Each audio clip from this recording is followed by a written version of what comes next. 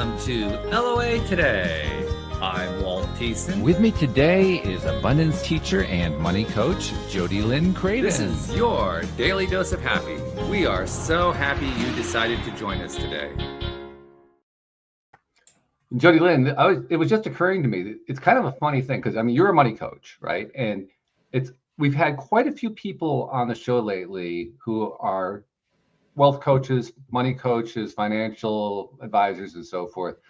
The thing that's really interesting is they're all coming to the Wednesday show that you're on. I know. They don't come to the Monday show. Yeah. Now figure that one out. That's got to be law of attraction. That's all I can figure. But I mean, totally. What are the odds? It's alignment. It's alignment. Yeah, exactly. That's what it is. And it's a very appropriate thing. Yeah. Yeah. So we're going to dive in a little bit more today with particularly with wealth-related stuff with our guest, Therese Nicklas, who's joining us from the Boston area. I didn't say that right. It's the Boston area. Excuse me. No, you did fine. You did great.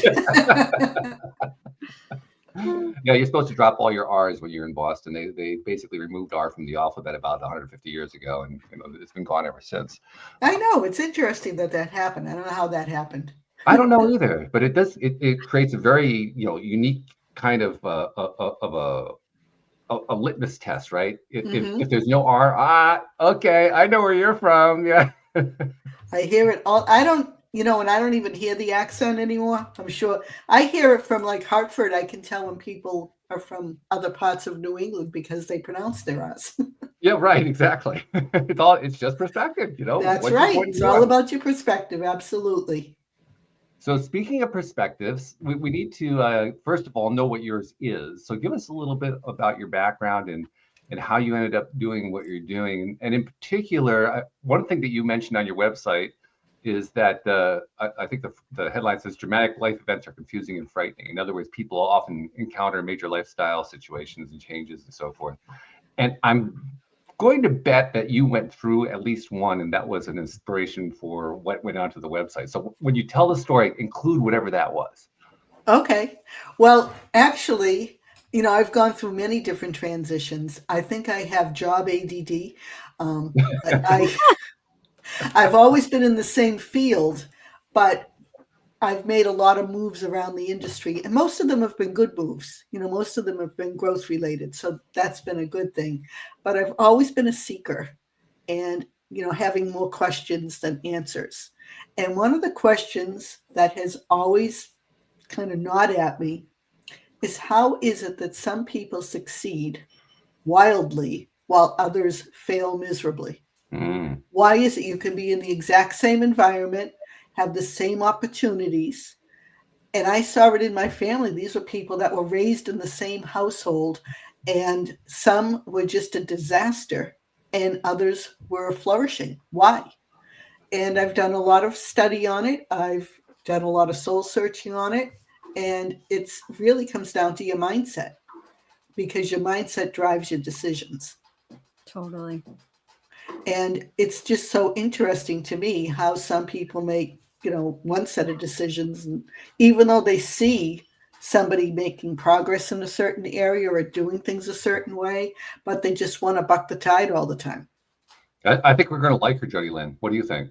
I agree. Yeah, I think so. Cut from the same cloth, Terry. Really. And, money is an energy, and it is something that a lot of people don't like to talk about, which, again, I find very interesting because it's just a tool. But most people give it way more authority than it really should have. Agreed. And I think that when they do that, they either become obsessed with getting money or they're obsessed with repelling money. It seems like there's very few people that just kind of hit that neutral spot. And if you are a person that's lucky enough to hit the neutral spot, you're the one that will flourish, because you're not giving this tool any more personality than it needs. I always find it fascinating that so many people who are very successful pay so little attention to money. Well, sometimes I think, Walt, they pay attention to it in a different way. They just pay attention in a way that we don't recognize because they're not giving it a lot of energy. It's like the money is a tool. It's like, how much attention do you pay to the hammer in your toolbox? but when you need it, you know it's there. And that's their mindset around money. It's like they know how to make it, they know how to save it, they know how to invest it, and they know how to share it. And to them, it's just a tool. So what were some of the trials and tribulations you went through that help inform your understanding and help you come to some decisions about what the real reasons were, why some people were successful and other people not so successful?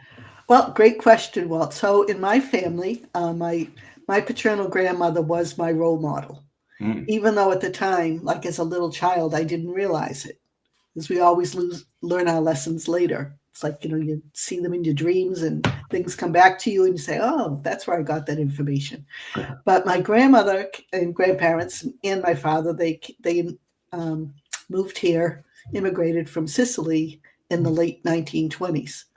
And so right before the Great Depression, and my grandmother was someone who was just like a whiz at handling money, and she didn't have any.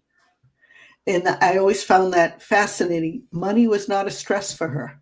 And I'm talking Great Depression, where people were, in dire straits, and she never worried about it because she had confidence that she would always be able to provide more than enough. Now, I'm not talking millions of dollars more than enough, but it was always like enough more that she could share. And she always had money for charity. That was her way of showing gratitude. And just also in the back of her mind, I like to put to the back of my head, but in the back of her mind, that was her belief that if you could share, then you always had enough, or you always had more than enough.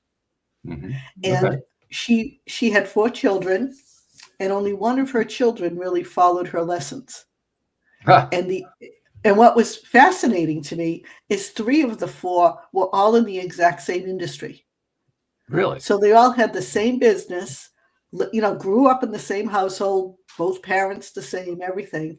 And only one listened to her lessons. The others wanted to go in a different direction. That was their decision. Those were their choices.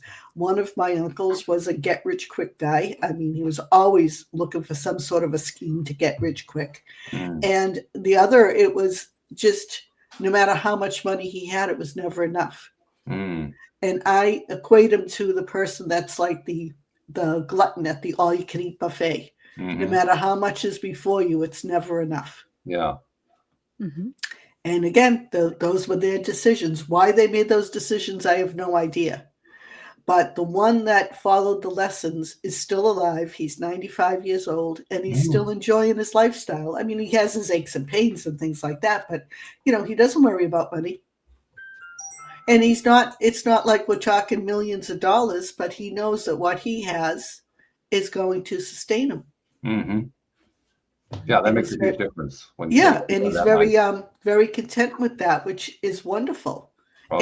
I saw him just a couple weeks ago. I went to visit him, and he said to me, he said, it really bothers me that my brothers didn't listen to me. They made fun of him. Oh, Charlie, he's got his last buck. He's got the first buck he ever made. He might, I don't know. But all I know is, he's got the last laugh right now, which is interesting. Yeah. So that was one experience that I had, just witnessing that. But the other thing that was really compelling for me was seeing how many women were so dependent on their husbands for their survival, and they didn't understand how to run a household, like really how to manage money. They might have known how to pay bills and do things like that, but they really didn't have the full picture. And in many cases, it was a power struggle between the two of them, the husband and the wife. And it was, the person who made the money made the rules, and the other person just had to go along. And, I saw people that I had one relative who lived in an abusive relationship because she was afraid, because she didn't have any way of making a living. And then eventually she did get out of it, but she always struggled financially. It was always a real struggle for her. She didn't even have a high school diploma. So for her to have to go out and try to find a job, and jobs were limited enough for women back then, never mind when you didn't even have a high school diploma. And I saw that, and I think there was just a lot of information that I must have absorbed over the years, and it stuck with me. And then when I got to a point where someone had said to me, gee, you probably would make a good financial planner. This was back when financial planning was fairly new. I didn't even know what it was. And so I, did some research, and, one thing led to another. I ended up getting the CFP certification.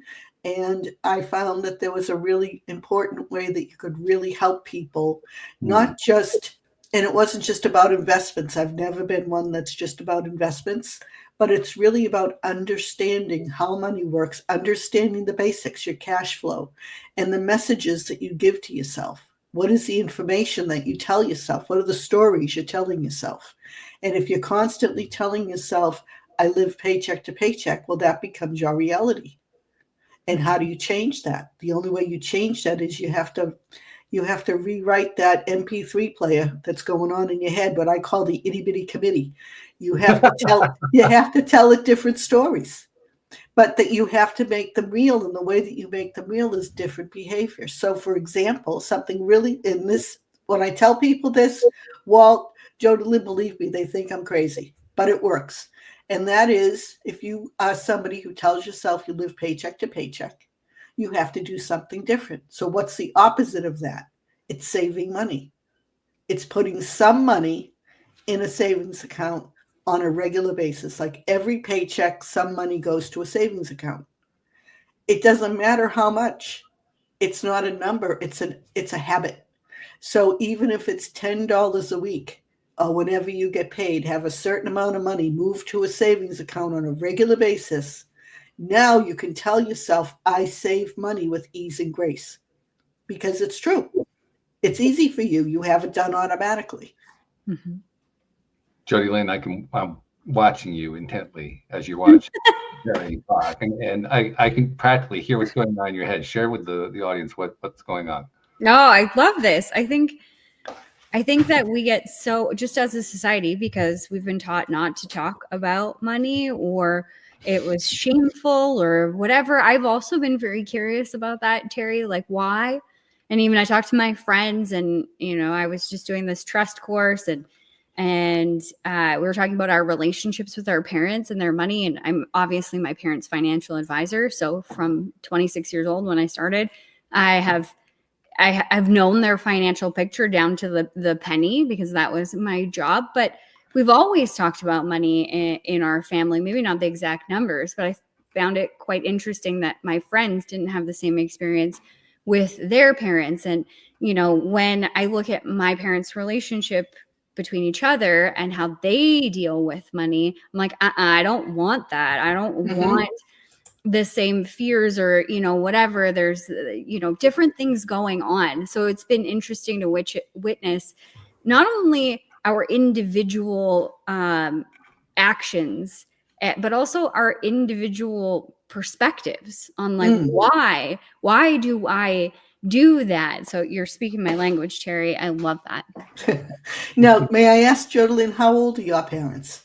My parents are 75 and 72 today. Okay.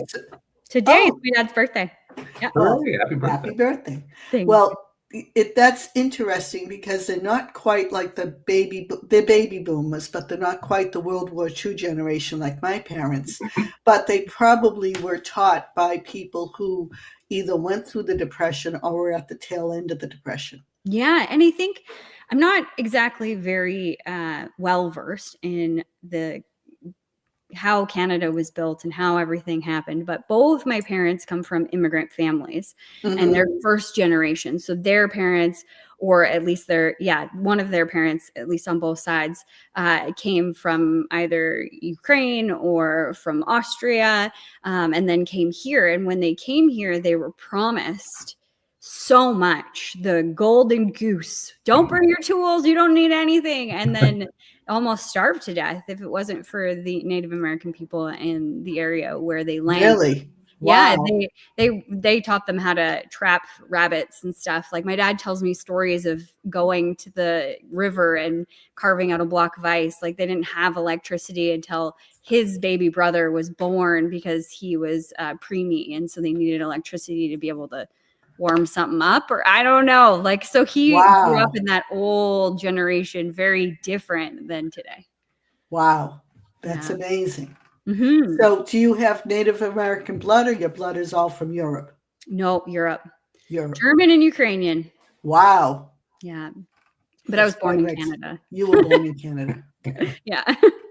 Yeah, I was born in the U.S. My husband has Canadian roots. His mother's family was all from Canada. Oh, okay. And we just found that out because I've been doing the ancestry, and he thought that all of his ancestors were from Europe, but they weren't. So I went back, I think it was 7 generations on his mother's side, and I didn't find any connection to Europe at all. They were all in this one small area of Eastern Canada in the Quebec province. And when I did the research on it, I found that area, that general area, had been Native American land. Oh. And I'm trying to get more information, but it's really hard to find. It is. Yeah. Very difficult. But what you're talking about regarding the connections from the Great Depression era, regardless of what your ancestry is, there's a lot of people who can identify with that. My own parents grew up, my parents were Depression era children as well, and they were very adversely affected by it. My extended family, overwhelmingly affected by it. And didn't have that. You talked about the mindset. My family didn't have that mindset, and it showed in the results. That is an interesting thing, because it's interesting to me anyway. I'm not sure if it's interesting to everybody, but it's certainly interesting to me because I am one of the few in my family who decided to become an entrepreneur. And among those who did decide to become entrepreneurs in my family, they all did poorly. Some of them actually became quasi-criminal. And, really? Wow. My grandfather was a slumlord. My uncle was basically in every little get rich quick con game you could think of. And when you have that kind of a background, I mean, I certainly didn't know this. I didn't think about this when I decided to become an entrepreneur. But it turns out that because of that background, I didn't really have any kind of models to follow. I had to kind of make it up as I was going along. Whereas anytime I've talked with somebody who has models to fall back on, like family who are entrepreneurial, that sort of thing, it's amazing. Shouldn't be amazing, but to me, it is amazing how consistently they themselves are often very successful because they have the model to follow. Right, sure. And if you don't have the model, all you end up doing is spinning your wheels and failing. And maybe you actually achieve success one day. It's like, oh my God, where did that come from? The 10-year overnight success. Yeah, exactly. Right. In my case, more than 10 years, but I get the point. Yes. Yeah. No, that is interesting. I mean, just like anything else in life, I mean, we all stand on the shoulders of the person before us. Oh, yeah. No. And sometimes it's a good standing and sometimes it isn't, because sometimes we get the bad examples and we have these bad habits and we don't even know where they came from. And they came from just this subliminal beliefs that we have that have been instilled. And honestly, I didn't even know they were bad habits. Right. You don't know until you see the results years later and you say, how did that happen? Exactly. Yeah. And now what do I do?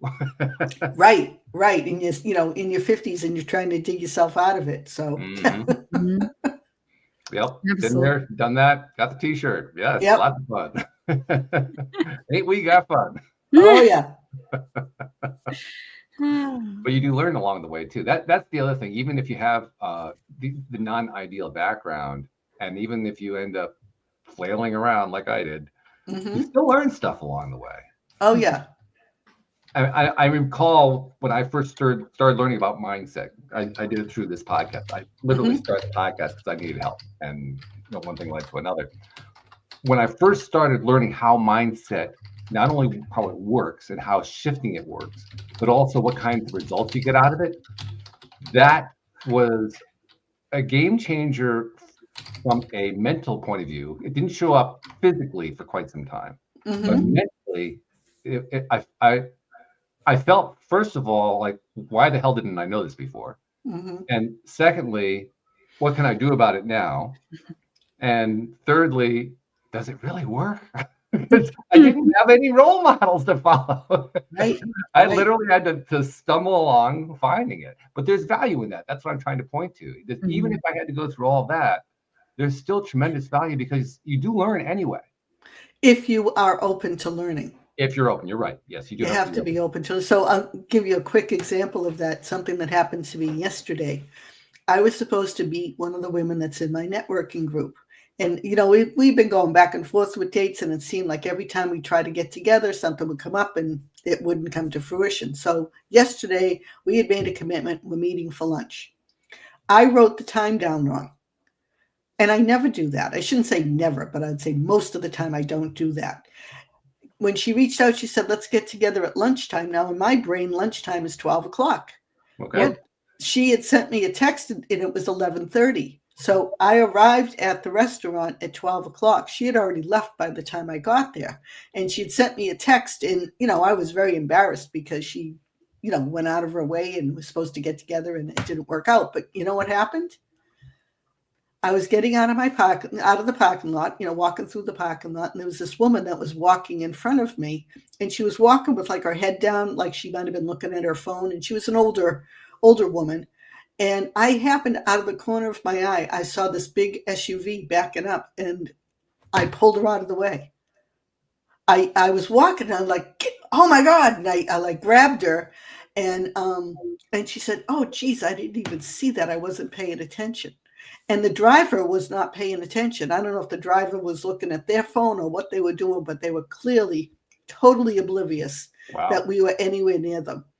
So now that happened. At this moment, I did not know that the woman I was supposed to meet had already left. I didn't see the text. I went into the restaurant. I'm looking around for her. I didn't see her. And I thought, oh, maybe she's running late. So I checked my phone and that's when I saw her text. And she had already left. And I thought, isn't that weird that I would make that mistake and get there at that time? And here's this woman in front of me that almost got hit by a car. Yeah. So how do you pull that together? What conclusion do you draw? My conclusion is either I'm never supposed to have lunch with this woman. Maybe. Or, for whatever reason, I was put in that parking lot a half hour later than I was supposed to be. So you could be there at a time that you really were supposed to be. Right. Yeah. Right. Mm-hmm. Yeah, it's funny how those things work out in life. And very often when we're in the midst of them, we ask ourselves, what the hell? Right. Exactly. Mm-hmm. It's not until much later we actually get the perspective to say, okay. Mm-hmm. Yeah. Yeah, but I've been much more aware of those little synchronicities, since studying like things like the law of attraction and subconscious limiting beliefs and things of that nature. It's amazing how it's like your antenna is up in a different way. Mm-hmm. Since you became aware of the idea of subconscious limiting beliefs, you find that you spot them all over the place. That's what I found. Yes. Like everywhere I went, I was seeing them all over the place. Yep. Yep. It's like when they talk about the law of attraction and they talk about, let's say you wanted to buy a new car and let's say you wanted to get a red, I don't know, whatever, Volkswagen Bug. All right. So you have a Volkswagen Bug in mind. All of a sudden, everywhere you look, you see red Volkswagen Bugs, right? Everywhere. Yeah. Yep. Your reticular activating system. RAS. Yeah, that guy. Yeah, it gets triggered. It really is amazing. Mm-hmm. Mm-hmm. It truly is. It's when you start to realize that the universe really is connected. Mm-hmm. I know. You didn't know about it. How powerful you are, or how influential, maybe influential is a better word, you are on the things that are happening outside of your control or seemingly outside of your control. You're calling these things in. Right. Yeah. But you can't control your thoughts. Yeah. So yesterday when after I got home, I was really annoyed with myself. So to your point, that you wait until, everything doesn't come together. It doesn't gel right away. I was angry with myself for making that mistake of arriving late. That's embarrassing. Sure. And then I got home and my husband said to me, gee, that was a short meeting. And I told him what happened. And he said, oh, wow, it's a good thing you were there. And that's when it started to, like, I was connecting the dots. And I said, oh, okay. maybe there was a reason that this happened. And, meeting somebody for lunch is not the most important, moment of my day. But I thought, oh, okay. So that's when I started to like shift my perspective. And when I did that, then the rest of the day went a lot better. But up until that moment, I was like ready to chew the ass off a bear. I was so aggravated. Yeah. Yeah. Well, what you're really touching on is the importance of using mindset to look at things differently. Yes. Yes. Mm-hmm. As Wayne Dyer used to say, if you change the way you look at things, the things you look at change. Yes, Totally. exactly. Mm-hmm. And often very dramatic ways too. Yes. Yes. That's very true. So in the process of pursuing this career as a certified financial planner, you first of all, you found out that it was a thing. That was a good thing to do. And then you Yeah. decided to act on it. That was a good thing to do. And then you started doing it, engaging in it. Tell us about the experience from that point on. Well, it was very interesting that, here when I was brand new, just hanging my shingle out, that anybody would even want to work with me. I mean, Yeah. it was, in some respects, I'm like, do I even know what I'm doing? But so much of this industry is really your gut. They can't teach empathy, for one thing. They can't teach common sense. It's either you have it or you don't. And so much of what we do in money management is common sense. Mm-hmm. Not so much like when you're talking about investments, which I no longer do. But when you're talking about your basics of financial planning, it's really pretty simple. Mm-hmm. We have a tendency to make it a lot more complicated than it needs to be. And I think that's an industry thing as well. Totally. But one of the things that I realized shortly after I started doing the work, when I started, this was way back, and insurance companies were the leaders of the financial planning industry, at least here in the US. I don't know what it was like in Canada, but that's what it was like here. And American Express used to be an insurance company, and they were the leaders. And then they became like all different derivatives of themselves. But when they wrote a financial plan, all of the software was really geared toward telling people they needed some form of insurance. Like insurance was going to solve all your problems, whether it was an annuity, it was life insurance, it was long-term care, whatever it was, insurance was the path. That was the glide path towards financial security. Mm-hmm. And I said to myself, in doing this, it felt very disingenuous. Nothing wrong with insurance, but it just felt very disingenuous. And I thought, this is a great tool and we're really not using it properly. So I started not only doing my own research, but that's when I found like the Money Coaching Institute, and I became certified as a money coach. And I thought there's so much more to financial planning than financial planning. And I revamped my process, the way that I worked with clients, to a coaching model, where instead of just giving them a plan, I would write the plan, but then I would coach them through every segment of the plan so that the plan got implemented. Mm-hmm. And along the way, I incorporated money coaching so that they not only knew what they needed to do, now they had the willpower to do it. And I saw that it made a huge difference in people's lives because I could really get into their blocks. Like, what were the things that were standing between them and success? And it was usually mindset things. And if I could talk to them about that and help them change their mind, basically, they changed their results. Mm-hmm. I'm watching Jody Lynn again, and she's going like, life insurance, yes, check. No, not really appropriate, check. Yes, need a new mindset, yes, check. Become a money coach, check. I mean, she's just going down your checklist. Absolutely. And I think it's so needed. I mean, we're not really taught this stuff in high school. We're not taught how to think about things. We're just taught what to think. Exactly. And then if we've learned about money from a inferior place or a place of scarcity, like that's exactly how you're gonna think about things. Right. Or a place of fear. A place of fear. Yeah, absolutely. For me, I was always chasing money because I thought that it would finally make me worthy. Mm-hmm. And that was a huge realization for me that it wasn't really the money. It wasn't money at all. Like you said, I love that sentence. We give money more authority than it deserves. And that's 100% true. And I think taking that step back and looking with a financial advisor, when you go through your plan, I know a lot of financial advisors. I am one too. Most of them just here, this is what you should have. Right. Why? Because I said so. Like most people have no idea. Right. What the terms are. They complicate everything so that it's this other language, and you're like, sure, yeah, right. I know exactly what you're saying. I don't know what you're saying. And that's why nothing gets done. That's why nothing gets implemented, because they don't understand it. Exactly. So when you use a different approach, when you use more of a coaching, you're teaching them. But you're not teaching them. You're teaching, you're not preaching. And that's the difference. Because now when you coach, you're pulling information out of them that's in there, that's inside them, but they just don't know how to access it. So you're helping them come up with their own answers. And when the answer is their answer, now they want to do something about it. Now they get it. So I can give you a quick example. A woman who I was working with who had, she was a mess. Poor thing. I mean, she's a lovely, lovely person, heart of gold, but financially a disaster. And a lot of it was the way she was brought up. Her parents just had a lot of real issues around money. Her father was overly generous to the point where the family would do without, because he felt like he was going to get into heaven if he was more generous than he could really afford to be. Yeah.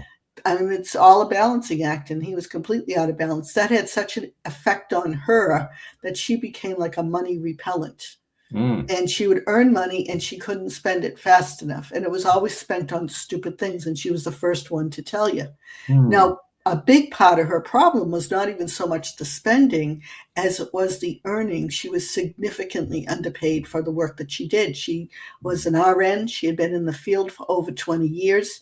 I had a lot of RN clients, working with women. You tend to have people in similar industries. And all of them that I knew were making twice as much as she was. Wow. Twice as much. And I tell her this every time we get together. And I said, you have to find a better job. This is ridiculous. You were so underpaid. And that was affecting her self-worth. Sure. So I worked with her on helping her get the courage to go out and look for another job. And I said, well, just look online. We're not going anywhere. There's nobody but you and me that are going to know about this. And she said to me, I would rather walk down the street naked than go out and look for another job.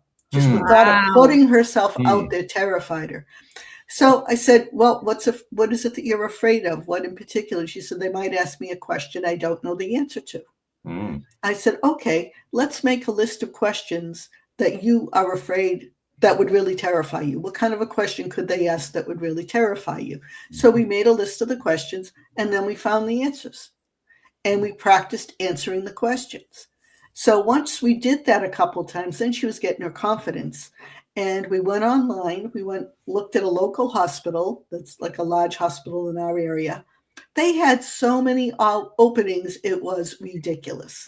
I said, there has got to be a job here somewhere for you. There has to be. There was like 50 openings. There's no way you're not going to find something. Well, sure enough, she sent in a resume. I helped her polish it up and write a nice cover letter, sent that off. 2 weeks later, she got a call.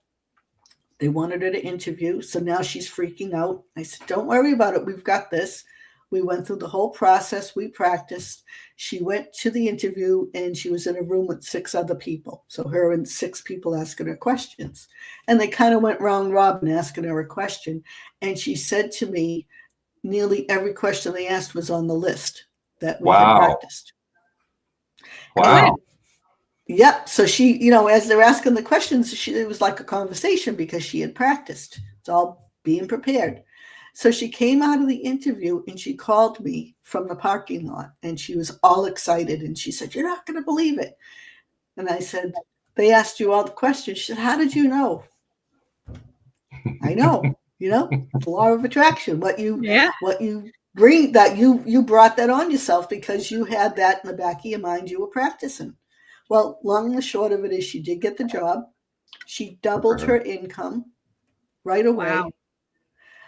A year later, she got a raise.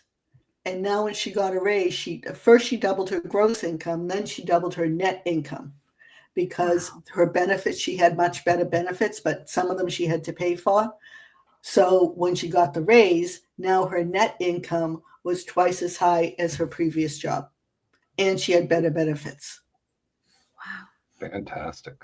Yeah. What a lovely story. But that's all like mindset, getting Yeah. her to change her mind that going out for a job is scary. You know, And it's a what's great the worst that example of what you happens? have to do in order to change the mindset. Right. I mean, You have to work really at it. take steps. Yeah. You have to stay, you do. It's not a magic wand and a bolt, you know, magic bullet. You have to do the work. You have to, you know, it's building a muscle. You go to the gym, you lift weights, you build a muscle. This is, you're building your mental muscles by doing this work, and it pays off. But by the flip side of it is that it actually, like you say, it actually works. It really does pay off. Right. It isn't something where you're just going to be spinning your wheels, wasting your time, doing this crazy mindset switching thing. Right.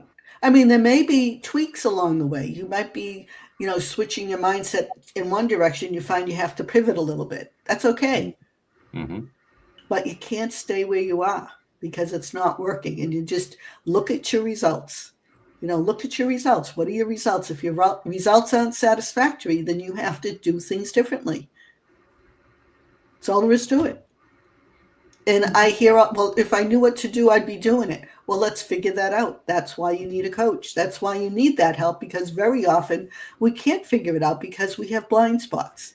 Mm-hmm. And you invest a little bit into somebody, another professional. Sometimes it only takes a couple of months, when they can get you on a good course. Sometimes it takes longer, but it shortens your learning curve. And once people do this, and I'm sure, Jodalyn, you've seen it too, they're like, why didn't I do this sooner? I have never once had somebody say to me, I wish I waited. I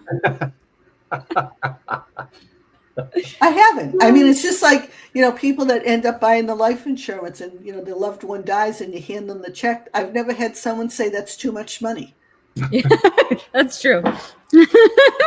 It's never happened. Never happens. Doesn't happen. So, for anyone, when they start doing something, there's work involved and there's struggle involved, but that's growth.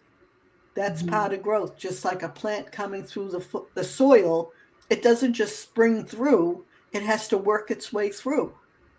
It's the same kind of a thing. It's just, but make the decision, take that first step, get the help you need, because you're going to be better off in a less time. Why struggle and keep torturing yourself? Life's too short. Mm-hmm. Jodalyn, I keep coming back to you because I feel like you're the one who should be having this conversation. You guys are so much on the same wavelength with the same thing. And I almost feel like the interloper here, to be honest. I love it. Well, I do have a question from your perspective, Terry. How often do you find that people are completely delusional with what's going on with their money? I'd say at least 75% of the time. Yeah. Amazing. Give us some examples of how people are delusional? Well, they will make remarks like, oh, I don't need that much money. Or, they just talk themselves into failure. Totally. They talk themselves into it's okay to fail. Yeah. And if they think they want more or they feel like they're entitled to more, then they feel guilty, like there's something wrong with me. And, there's just a struggle that goes on in their head, and they're constantly trying to talk themselves out. And I think part of it is they're afraid of all the work that's involved. Mm. So some people get in their head that, oh, let's say you earn $100,000 and you want to earn $200,000, that you're going to have to work twice as hard. Not necessarily. You might just have to, get that better job, or, be a little more efficient, or just get a little more training. Mm-hmm. If you're not willing to do that, then okay, be satisfied where you are, because otherwise you're going to be miserable. But if you're not willing to do whatever it takes, and that could be learning something, developing a new skill, balancing your checkbook once a month, paying attention to things. It could be some little things. If you're not willing to do that, don't just sit around and whine about it, because you're going to drive yourself crazy. Just accept where you are. That's okay, and move on. Yeah. I'm noticing a really interesting juxtaposition that in two things that you said, Terry, because a moment ago you talked about the person who receives the life insurance check and no one has ever said that they received too much money. But then a moment later, you're talking about people who have not received money yet. They're the ones who are saying that it's too much money. Yeah. Interesting. Until they receive the money, it's too much, and then they receive it, then it's not too much. Right. I don't know if they're afraid they're going to. Part of it, I think, is they are afraid they don't know how to handle it. Mm. So if you don't know how to handle it, it's like you tend to repel it. You don't understand it. And to them, and many people, money is a foreign language. Mm-hmm. And so therefore, that would be the way to kind of internally justify saying, well, it's really too much money. Yeah, I don't need that much money. I'm fine the way I am. Okay, that's great. Then you don't need me. Yeah. Well, more than that, it's also, I'm saying that I don't need that much money because I'm afraid I can't manage it even if I get it. Right. Mm-hmm. Right. Or they're afraid it's going to take too much work and they don't want to work that hard. Mm-hmm. Or they'll never understand. So what's the point of trying? Yeah. There's that too. There is that too. And, everybody's different. There's no judgment here. Yeah. I do get frustrated when people come to me, and I'm sure, Jolene, you've had this experience too. They come to you, they complain, they tell you what's wrong, they don't have enough, they can't pay their bills, or they can barely pay their bills, or they can't save money. There's something they're in a place, they're like at a plateau. They really want to get to the next level, or they think they want to get to the next level. But when you try to walk them and take them to the promised land, they don't want to go. No. They want it to come to them, and it doesn't happen that way. Yeah. The most shocking thing, well, I guess the thing that used to shock me the most would people be like, I'm so broke, I can't put any money towards savings. And it's like, okay. And I started eventually I stopped asking that question and started doing it a different way, asking like all the line items in their budget first, and then calculating it manually in front of them, and then saying, so you've got about $2,000 a month left over. And they're like, what? How much of that can you save? Well, I don't feel like I can save any of it. Where is this money going? Right. And for me, one of my big wake-up calls are around the perception of money and my mindset around money, because I was a financial advisor before like my financial career started, and I got into personal development and started learning and growing and things like that. They were kind of side by side, but I wasn't teaching it at that time in any capacity. And I remember when I started I'm a channeler, so I'm very spiritual, and I started to get these downloads on different things because I just kept running into the same money blocks. I went to lots of different courses, read lots of books about money blocks. And one thing my guide said was, how about you look at the last 3 months and what you paid? And I want you to think about what you spent your money on. And I would swear to you both, bet you $1 million, I know exactly what I spent my money on because I have a budget and I'm a financial advisor. So I know exactly what I spent my money on. Yeah, no, 100% wrong. I had no idea. Looking back at the 3 months before that, I could see how delusional I was. Wow. Yeah. And I mean, it was an opportunity, or the way that I looked at it was an opportunity to choose moving forward. And I've talked about this a lot on our show. I could see I was spending, like $1,000 or something on Tim Hortons, which is like Starbucks, but not as good. I don't know. It's not as fancy. It's a Canadian thing. I don't know. I've heard that it's migrated to the States, but I have never tasted it in the US of A. So I don't know if it's any good there. But I was spending all this money and I was like, what? I don't even really like Tim Hortons. I mean, I was a coffee junkie at that time, but like I was really beating myself up over all this money that went missing with the Tim Hortons corporation here. I'm like, what's happening? And then when I really started to step back from that and just look at the what was happening in my life, like, why do I go there? When do I go there? What do I buy when I go there? And really, it all came down to a completely different set of beliefs that had nothing to do with money. It was my morning routine. Right. When I wake up in the morning, I was in a state of fight, flight, freeze. I was already reeling and I needed to be at work. And I had all this pressure of like, I need to go. So the moment my feet would hit the floor, I would feel like I was already behind. And that belief system drove me to rush out of the house. Like I'd get ready and I'd still do my personal development. I'd read 10 pages a day. I would journal. I would get ready, obviously do my hair and makeup or whatever. But do you think I could feed myself or even thought about feeding myself? Nope, didn't. Absolutely not. You know, girl in her 30s doesn't know how to take care of herself. And then I would go to the office and then I would jump straight into work, and I would work until about 2:00 when I got hangry. And it was like a point in my day that if I don't eat right now, I'm going to die. Yeah. And so what would I do? I would pick something that was close, fast, cheap, and easy. And that's where the money went. And so at that position or at that point, I had then had the opportunity to say, is this what I want? Yeah. You know, if you're happy with eating McDonald's or Tim Hortons or whatever, great, continue to do it. It's not like I couldn't afford it. Right. I just didn't see it coming. I was so delusional.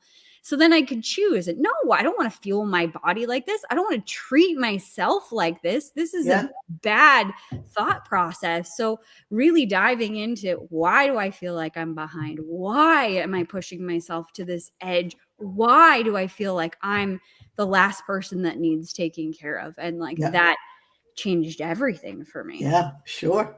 Mm-hmm. It's crazy how that works. I remember when COVID hit. My own situation, just to give you a quick overview, Terry, I started this podcast in 2012 because my business crashed in 2008 and I never really successfully recovered and I needed help. And so the podcast became a way to learn how to recover. But by the time the COVID epidemic hit, I had been trying to pay down all the debt that had accumulated during that time and made some progress, but not as much progress as I would have hoped by then. And then in the midst of the first year of the pandemic, when income was drastically slashed, an amazing thing happened. I paid off the debt. And I said, how did I do that? Wow, that's amazing. How did you do it? And I had to really think. Now, I keep pretty copious records. I record everything. So I had my entire financial record. So I went through the whole thing trying to figure out what happened. And I was looking. And then finally I realized what it was.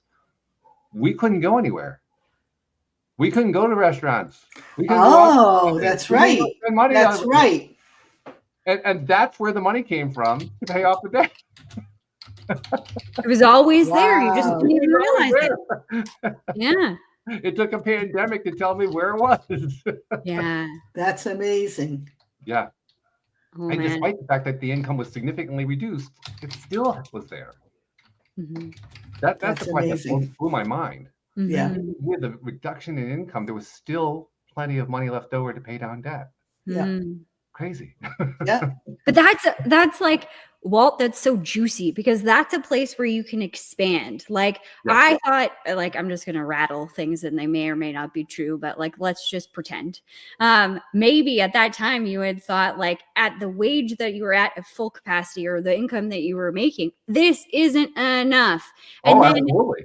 It goes down to half and you pay off your debt. And then you have this huge realization that there's more than enough at half.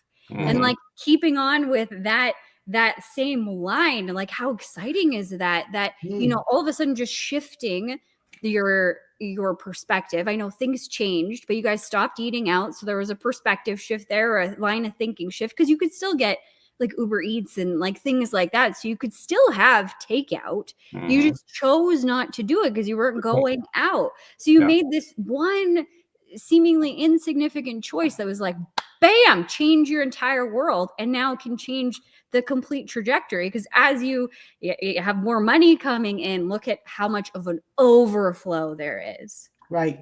And it's a great point that you're making, but I also want to make the point that goes with it on the flip side, which is if you have a long history of the other stuff, the stuff that says that everything is always in short supply, even when you have an event like that, you can still end up maintaining the old mindset, which I did for quite some time. Yeah. Even after, a couple of years after that really hardcore period in the pandemic, I still found myself in situations where I was saying, "There's just not enough money."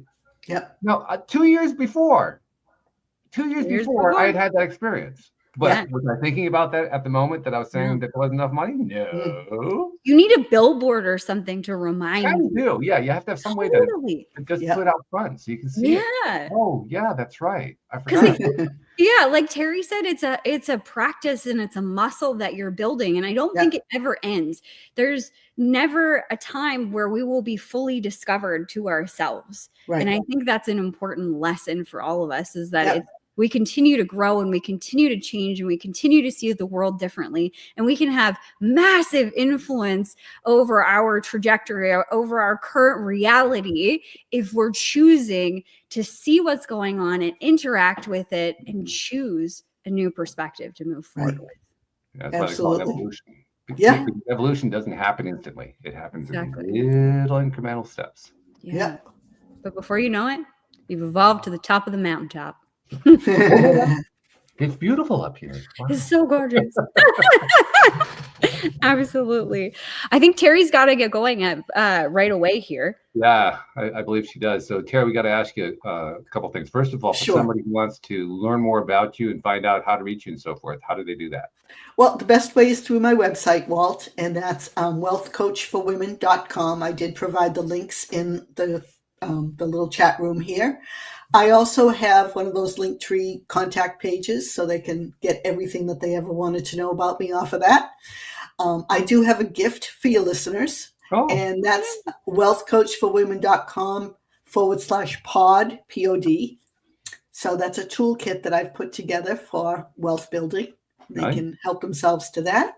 And I also have a great tool that I created that is what I call the ultimate transition checklist. So for anybody that is at a place in their life where they feel like they've climbed the ladder to success, they've looked around and they don't like the view anymore, or they're thinking of launching a business, they're in a business and it's kind of stale and they want to grow in a different way, I put together a checklist to kind of help them navigate where it is that they are right now and where they might want to be.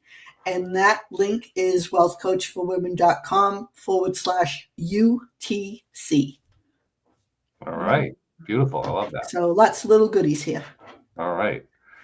Second, we also have two other things that we like to do at the end of each show. First of all, I like to go to Jody Lynn and have her kind of tie the whole thing together because she's really, really good at it. So Jody Lynn, you're thinking about it, I know.